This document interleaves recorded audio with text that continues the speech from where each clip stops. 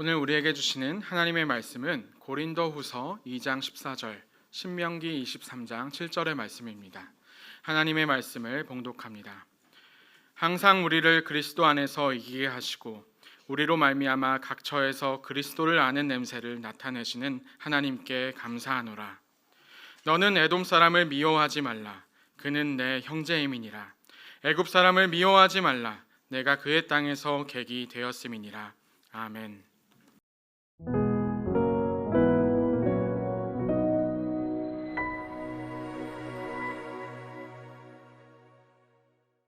네, 한 주간 동안 잘 계셨죠? 네, 뵙고 싶었습니다. 숙제 잘 하고 계셨는지 모르겠습니다. 마음을 같이 하고 청복을 빌어주고 그리고 무례히 행하지 말아라 하는 숙제를 드렸습니다. 가정에서 그리고 제일 가까이 함께 있는 직장, 일터의 사람들과의 관계에서 향기를 바라면 좋겠다라고 말씀을 드렸습니다. 오늘은 범위를 조금 이제 넓혀서 우리가 발붙이고 사는 이 사회에서 그리스도인이라고 한다면 어떻게 살아가야 하는가, 어떤 향기를 발해야 하는가라고 하는 것을 우리가 생각해 보고자 합니다. 왜냐하면 주님께서는 우리가 다니는 각처에서 그리스도의 향기가 되라고 우리에게 냄새를 이렇게 주셨습니다. 그러니까 우리가 다니면서 향기를 이렇게 발해야 되는데 고린도후서 2장 14절에 보면은 이렇게 나오죠. 항상 우리를 그리스도 안에서 이기게 하시고 우리로 말미암아 각처에서 그리스도를 아는 냄새를 나타내시는 하나님께 감사하노라. 그래서 냄새, 우리 그리스도의 그 냄새를 하나님께서 우리에게 주셨어요. 그래서 우리는 다니는 곳마다 우리가 발붙이고 관계하는 모든 곳마다 냄새가 날 수밖에 없습니다. 그런데 무슨 냄새가 나든 저는 여러분들이 무슨 냄새를 풍기면서 다니시든 관심은 없습니다. 그러나 우리가 그리스도인이라고 한다면은 그리스도의 향기가 풍겨져 나야 되는데 제대로 그리스도의 향기가 풍겨져 나지 않으면 악취가 납니다. 그리스도인이라고 하는 그 이름으로 악취를 풍기면서 살아가면 참 피곤하죠. 그래서 그리스도의 향기를 어떻게 발해야 하는가 하는 것을 오늘 생각해 보고자 합니다. 여러분들이 헌금을 해주셔서 오래전에 높은뜻교회 교인들이 헌금해 주셔서 열매나눔 재단과 열매나눔 인터내셔널이라고 하는 NGO를 세웠습니다. 열매나눔 인터내셔널은 국제 NGO인데 지금 이사장을 제가 맡고 있습니다. 사무실은 남산 명동에 있습니다. 그래서 명동에 자주 가죠. 작년에 안식년 때는 참 많이 다녔습니다.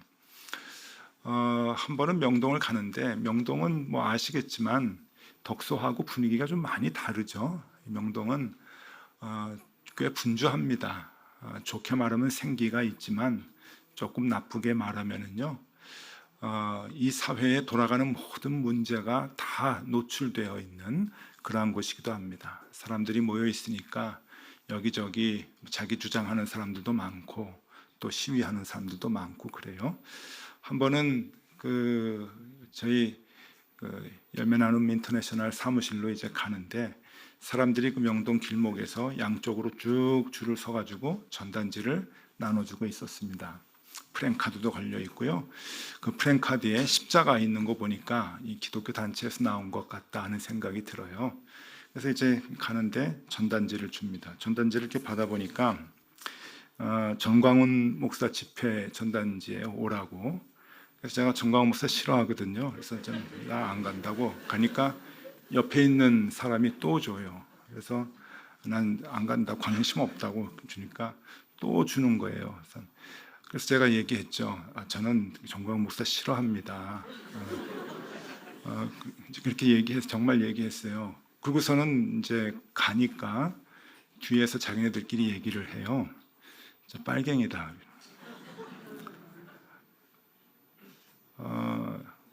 우리 높은뜻 교회가 빨갱이라는 소리를 많이 듣거든요. 근데 제가 그런 소리를 이제 제 뒤통수에서 들으니까 너무 화가 나더라고요. 이게 우리 기독교의 실력인가? 십자가 내걸고 지금 저게 할 소리인가? 전 폭력이거든요. 폭력이고 혐오이고 정치 성향은 서로 다를 수 있어요.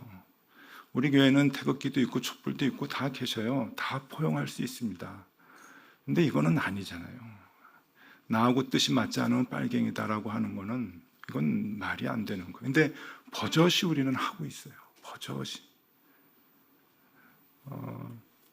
이런 소리를 듣는 사람들이 굉장히 많아요. 한 번은 제가 한국 기독교 연구소에 이사로 있는데 그 이사회를 하는데 그 이사로 같이 섬기시는 분 중에 청파교회 김기성 목사님 계셔요. 근데 목사님도 이런 봉변을 조금 당하셨던 것 같아요. 그러시면서 하는 얘기가 그 사람들은 이렇게 그 무례한 것에 성실하다고 그렇게 얘기하시더라고요. 원래 김기성 목사님은 그 표현이 굉장히 고상하시잖아요. 네, 무례함에 성실한 사람들이라고 그러는데 그 말이 맞다는 생각이 좀 들더라고요. 근데 걱정은 많이 됩니다. 한국 교회가 왜 이렇게 교회를 둘로 나누고 왜 이렇게 자기하고 생각이 다르면 이렇게 몰아붙이는 무례함이 있는가? 여러분 한국에서 전도하기가 제일 힘든 곳이 혹 어딘 줄 아십니까? 전도하기 힘든 곳. 다르게 질문을 해드릴게요. 한국에서 지역적으로 나눌 때 기독교율이 제일 낮은 곳. 경상도, 경상북도, 남도가 대체적으로 조금 낮습니다. 다른 데 비해서. 그러나 그것은 이제 유교적인 전통과 불교의 그 전통 종교가 너무 강하게 자리 잡았고, 그리고 사회의 변동이 거진 없었기 때문에 기독교의 유입이 이렇게 쉽지는 않았다. 그렇게 이제 볼 수는 있어요. 그런데 그런 데보다도 더 낮은 데가 있습니다. 대체적으로 그 인구 센서스 조사를 해보면 최근에 기독교 인구의 분포율이 전국 평균이 20%가 조금 높습니다. 그러니까 실제적으로 교회 나오시는 분들은 훨씬 적지만 인구 조사를 할 때 당신 종교가 뭡니까? 우리 집안 옛날부터 교회 다녔죠. 그래서 대답을 한 분들이 20%가 이제 조금 넘어 20점 몇 퍼센트 이렇게 나옵니다. 그런데 수도권, 서울과 경기 지역인 이 수도권은 조금 높습니다. 25%가 나오고요. 전국에서 제일 높은 곳은 강화도입니다. 31%.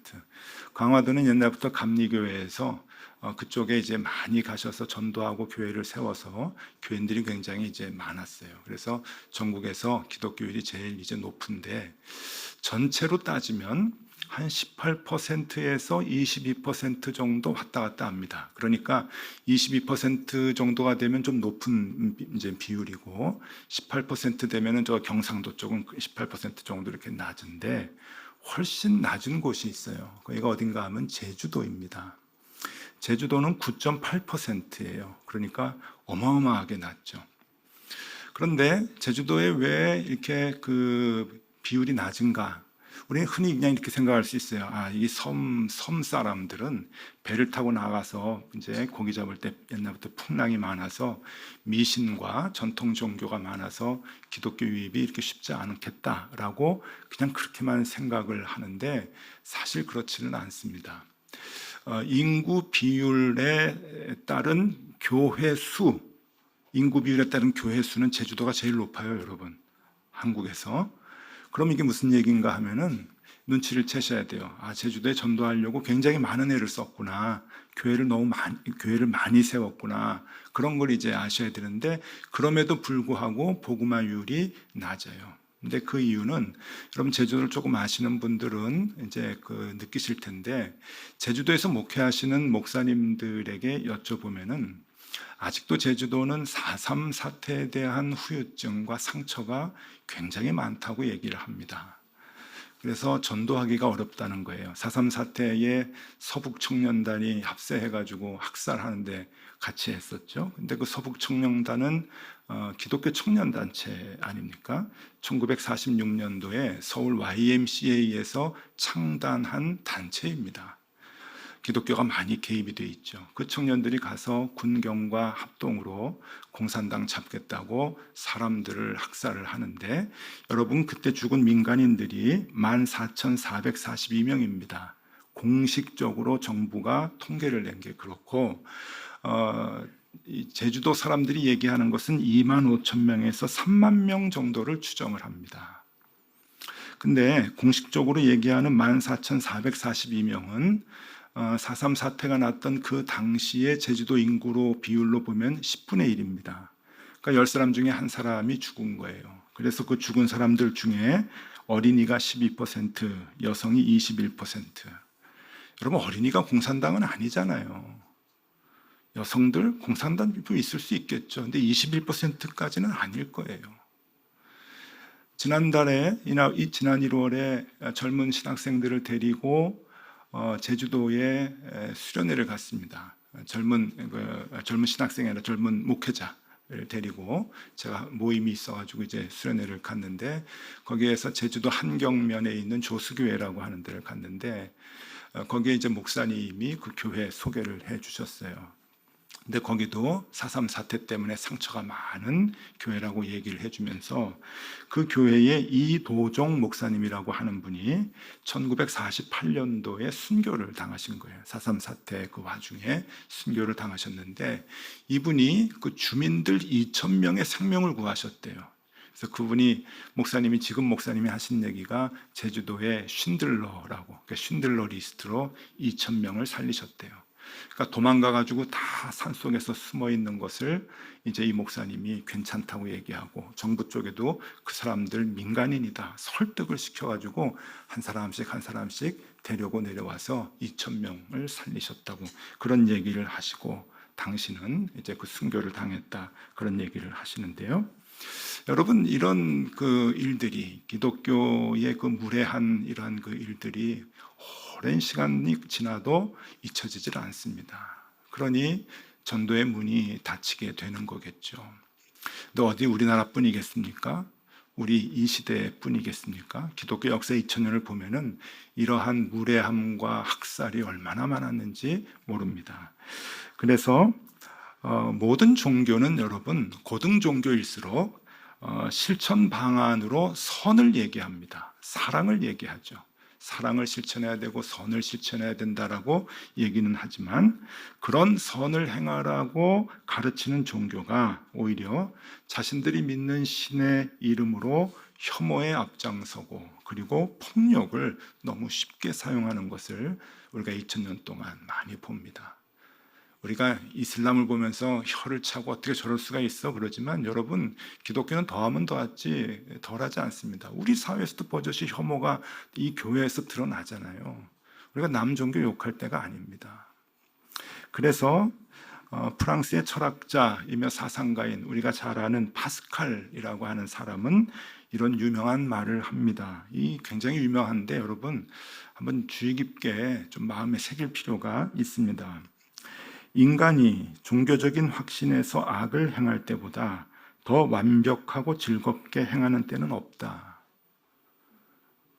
되게 무서운 말이에요. 프랑스니까 기독교 배경이잖아요. 신교, 구교 하면서 학살하고 싸우고 그랬잖아요. 인간이 종교적인 확신에서 악을 행할 때보다 더 완벽하고 즐겁게 행하는 때는 없다. 즐겁게 행하는 거예요. 기쁘게 행하는 거죠. 확신을 갖고 행하는 거예요. 사람을 죽여도. 왜 이슬람 사람들 성전이다 그래가지고 알라를 위해서 싸우는 싸움에 사람을 많이 죽이면 하늘의 상급이 크다 그러잖아요. 그러니까 신이 나서 더 율법에 의해서 사람을 죽이고 해하고, 그리고 혐오하는 그런 일을 쉽게 한다고 하는 겁니다. 성서학자들이 말하는 성경 중에서 가장 비참한 구절이 있다 그래요.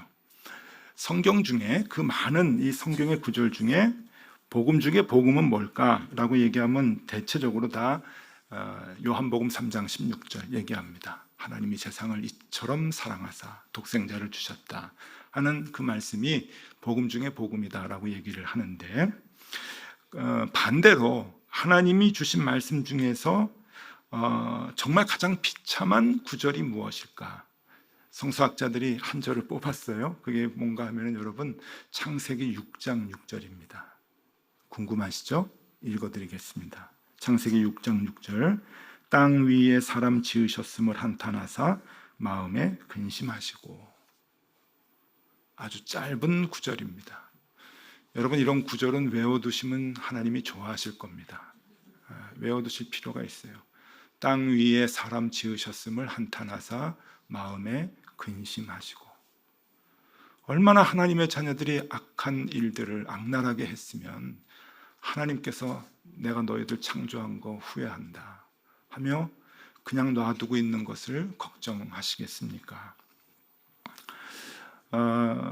조나단 삭스라고 하는 사람이 있어요. 사진을 보여드리면요, 하나님의 이름으로 혐오하지 말라라고 하는 책을 썼는데, 이 사람은 신학자이면서 철학자인데 템플턴 상을 받았습니다. 템플턴 상은 종교계의 노벨상이라고 하는 거예요. 노벨상에 종교상은 없잖아요. 근데 템플턴 상이 가장 위대한 종교인들에게 이제 주는 상인데 그 상을 받았죠. 세계 종교의 모든 지도자들이 존경하는, 그러니까 종교의 이 저기가 관계없이 모두 존경하는 분인데 유대교의 랍비입니다. 랍비. 저기도 썼듯이 히브리회 최고 랍비. 그러니까 유대교에서도 제일 존경하는 이제 랍비인데, 이 신학자가 랍비가 창세기를 주석한 책을 쓴 거예요. 저 책이 창세기 주석서입니다. 우리 시대에 이 창세기를 어떻게 읽어야 되느냐, 이렇게 싸움을 하고 서로 학살하고 하는 이것이 유대인이 보기에 이게 구약의 가르침 때문에 서로 혐오하고 지금까지 왔는데 우리 시대에 이것을 어떻게 봐야 되는가 하는 것을 써주고 있는 이제 해석서인데, 여기에서 그가 이렇게 얘기합니다. 사람은 너무나 자주 생명의 하나님의 이름으로 사람을 죽였으며 평화의 하나님의 이름으로 전쟁을 벌였으며 사랑의 하나님의 이름으로 서로를 혐오했으며 자비의 하나님의 이름으로 잔악 행위를 저질렀다. 그렇죠? 하나님의 이름으로 다 했습니다. 또 이런 얘기를 해요. 세상을 정복하거나 개종시키는 일 또는 믿음의 획일성을 강요하는 일은 우리의 과제가 아니다. 우리의 과제는 세상의 복이 되는 일이다. 정치적 목적을 위해서 종교를 이용하는 것은 의로움이 아니라 우상 숭배다. 이 조나단 삭스가 이제 봤을 때 성경의 이름으로 성경의 가르침대로 서로 멸종을 시키려고, 멸절을 시키려고 살육하고 정복하고 했던 것은 그건 하나님의 가르침이 아니라 사실 정치적 목적으로 성경을 이용한 것뿐이다 라고 보는 거예요. 2000년 동안 그렇게 살아왔다고 하는 것이죠. 그러면서 우리가 가장 하나님께서 우리에게 원하시는 것이 무엇인가 라고 하는 것을 믿음의 조상인 아브라함에서 찾은 거예요. 그래서 아브라함이 하나님과의 약속을 맺을 때 하나님께서 복을 주시면서 너는 복의 근원이 되라 그러잖아요. 그것은 너는 복이 되라고 하는 거예요. 복의 통로가 되라고 하는 겁니다. 그래서 아브라함은 평생을 살면서 복의 통로가 되기 위해서 애를 썼다고 하는 거예요. 그래서 그 아브라함을 조명을 해주고 있는 거죠. 이 아브라함이 굉장히 재미있는 사람입니다. 여러분, 우리 기독교 인구가 세계에 24억 명이라 그래요. 그러니까 가톨릭까지 다 합쳐서겠죠. 24억 명이 이제 그 예수님을 믿는 이제 기독교인인데, 이 24억 명이 이 기독교인이 믿음의 시조를 누구로 생각하느냐? 아브라함으로 생각을 해요. 그런데 반면에 이슬람 교인들은, 모슬림은 16억이라고 얘기합니다. 꽤 많죠. 근데 이 16억의 사람들이 믿음의 조상을 누구라고 생각하냐면은 아브라함이라고 생각을 합니다. 또 1300만 명의 유대인들이 있는데 이 유대인들도 뭐 굉장히 고집이 세고 뭐 하여튼 그냥 가만히 있지 않잖아요. 그래서 이렇게 기독교하고 이슬람하고 이렇게 갈등 사이에서 늘 유대교가 있는데, 이 유대교 1300만 명도 자신들의 믿음의 뿌리는 아브라함에 있다고 믿는 사람들이에요. 그러니까 너무 이상하잖아요. 서로 찌르고 뭐 총을 쏘고 그러면서 죽이고 살리고 했던 이 세 종교의 믿음의 조상은 아브라함인 거예요, 다. 그래서 여러분 지금도 뭐 저희 선배도 그렇고 동료도 그렇고 이제 선교지에 많이 나가 있는데 이 모슬렘 쪽에 선교사로 많이 나가 있거든요. 모슬렘 쪽에 나가면 이제 현지 이름으로 이제 바꾸는데 대부분 아브라함이라고 바꿉니다. 그럼 거기서 되게 좋아한대요. 아브라함이 자기네 믿음의 조상이기 때문에 아브라함이라고 이름을 바꾸고 선교지에서 사용을 하죠. 뭐 김 아브라함, 뭐 정 아브라함 그러면서 이렇게 하는데 사랑을 받아요. 그만큼 아브라함을 좋아하지요. 자, 그러면 아브라함은 어떻게 생활했는가? 그 종교가 다르고 문화가 다른 그곳에서 아브라함은 어떻게 생활했는가? 이분이 이렇게 얘기를 합니다. 그는 제국을 다스리지 않았으며 군대를 지휘하거나 영토를 정복하지 않았고 예언을 선포하지 않았다. 아브라함이 했던 유일한 일은 많은 사람들에게 복이 되려고 노력했다. 복이 되려고 노력했다. 아브라함이 했던 유일한 것은 남들에게 복이 되려고 했다고 하는 거예요. 여러분, 이게 중요합니다. 정복하고 점령하고 내 뜻을 강요하고 신앙을 획일화시키고 하는 것이 아니에요. 복이 되는 거예요. 높은 뜻 덕서교회도 여러분들에게 신앙의 획일화를 시키려고 하려고 하지 않습니다. 제가 강조하는 것은 역시 마찬가지예요. 그냥 복이 되십시오. 여러분들이 살아가시는 지역에서 그리고 이 사회에서 그리스도인이라고 한다면 복이 되어야 되고 복의 통로가 되어야 합니다. 남들을 윽박지르거나 혐오하거나 편을 가르거나 힘들게 해서는 안 됩니다. 자, 그러면 복이 되는 일이 무엇일까? 여러분, 두 가지를 생각해 보도록 하겠습니다. 첫 번째는 약한 자들을 돌아보라고 하는 거예요. 약한 자들을 돌아보라. 아브라함의 행동들을 보면은 독특한 행동이 몇 가지가 있습니다. 물론 자기 아내를 자기 목숨의 위협 때문에 아내가 아니라 누이다라고 거짓말을 한 적이 2번 있습니다만은 그런 거는 조금 좀 불편하죠, 그죠? 이제 그런 거 말고 그건 분명히 잘못한 거니까 그런 거 말고 아브라함이 잘한 거 몇 가지가 있는데 첫 번째는 가나안 족속들이 서로 전쟁을 벌였습니다.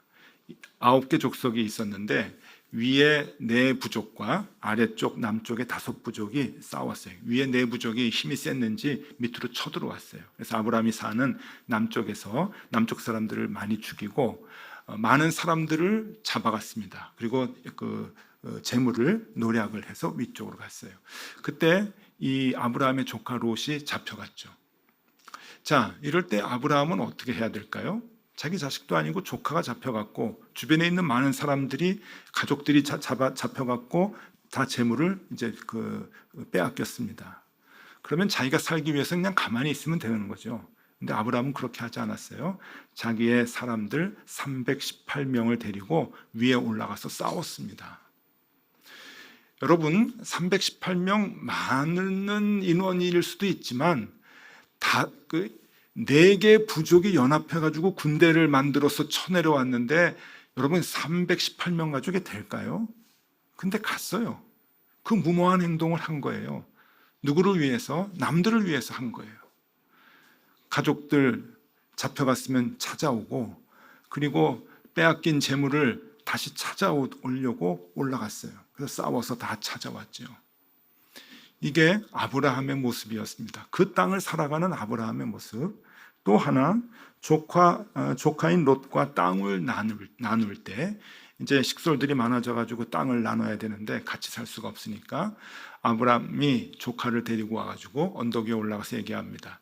네가 좋은 땅으로 가라. 네가 동쪽으로 가면 난 서쪽으로 가고 네가 서쪽으로 가면 난 동쪽으로 가겠다. 여러분, 우리의 윤리로 생각하면 삼촌인 내가 고를 테니까 너는 내가 없는 땅으로 가라. 그러겠죠. 근데 네가 먼저 골라라. 이 조카 롯이 버르장머리가 없어가지고 눈에 보이는 좋은 땅을 선택합니다. 나무도 많고 또 기름진 땅으로 가요. 결국은 소돔과 고모라 땅이어서 이제 망하죠. 이 아브라함은 척박한 땅 가나안으로 가서 살아가게 됩니다.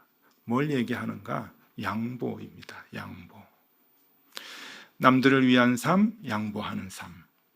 자, 그런데 아브라함의 이 삶의 모습이 아주 잘 나타나는 정말 멋진 장면이 하나 있어요. 백미가 하나 있는데 그것이 창세기 18장 5절입니다. 제가 읽어드릴게요. 주께서 이같이 하사 의인을 악인과 함께 죽이심은 부당하오며 의인과 악인을 같이 하심도 부당하니이다.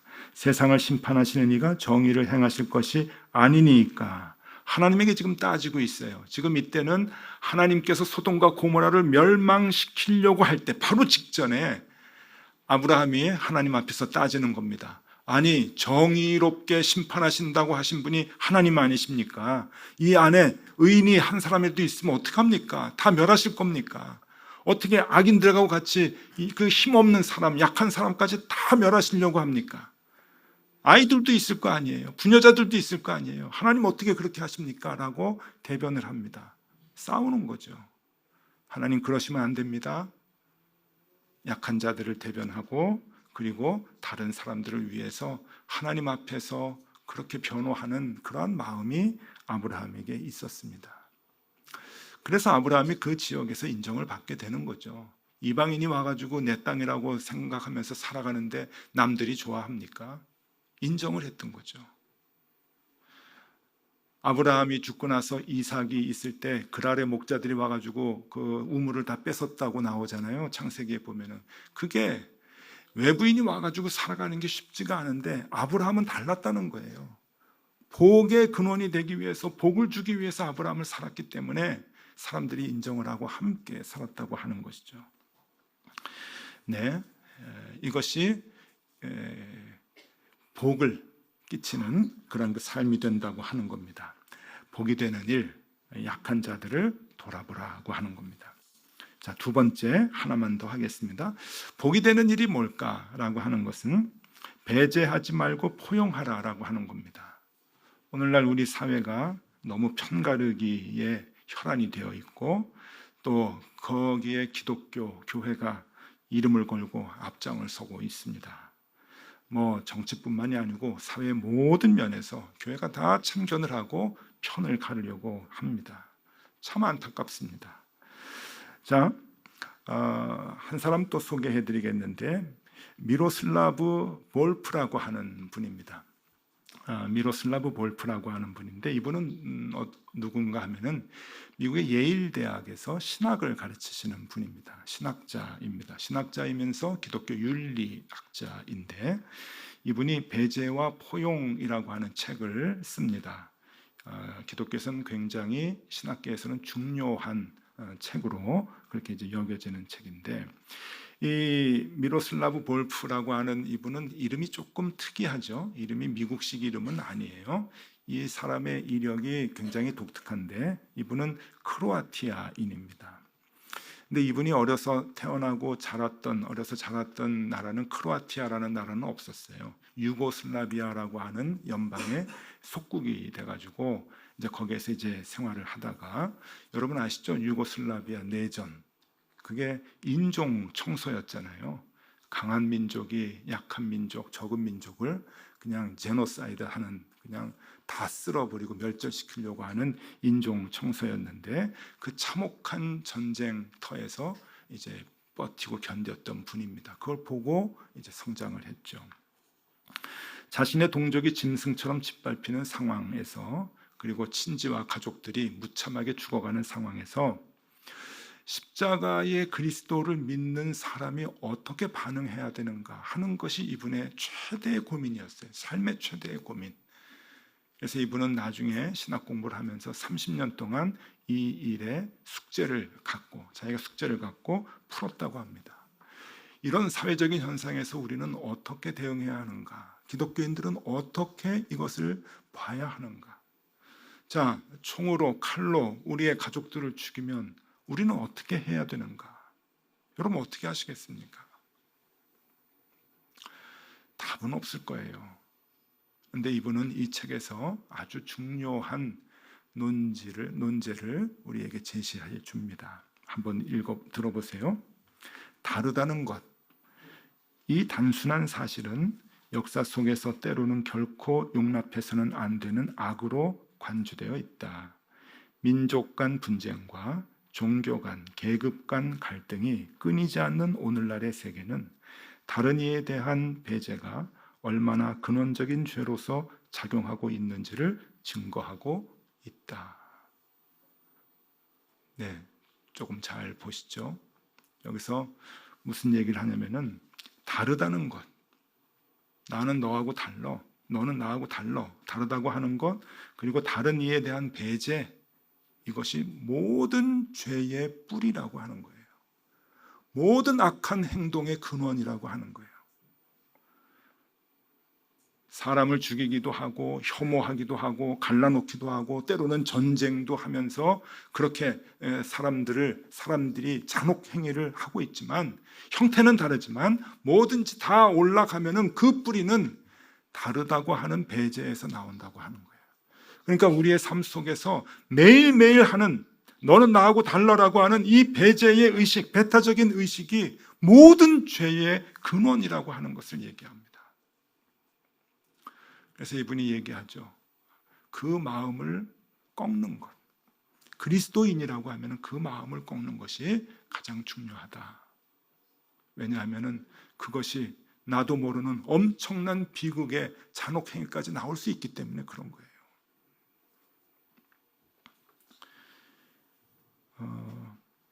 오늘 본문 말씀 신명기 23장 7절 말씀입니다. 너는 에돔 사람을 미워하지 말라. 그는 내 형제임이라.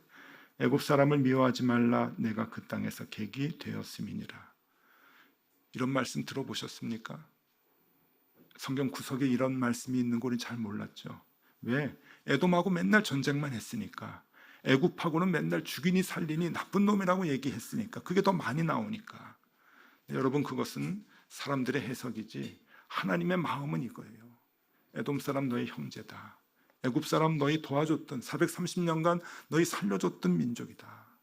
그러니 미워하지 말아라.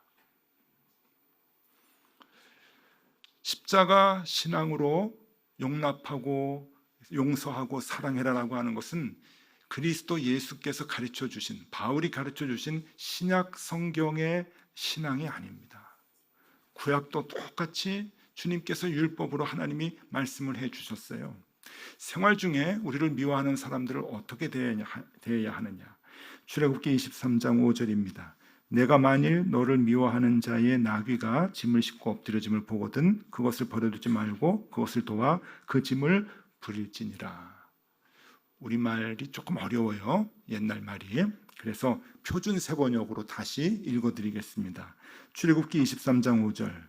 너희가 너희를 미워하는 사람의 나귀가 짐에 눌려서 쓰러진 것을 보거든 그것을 그대로 내버려 두지 말고 반드시 임자가 나귀를 일으켜 세우는 것을 도와주어야 한다.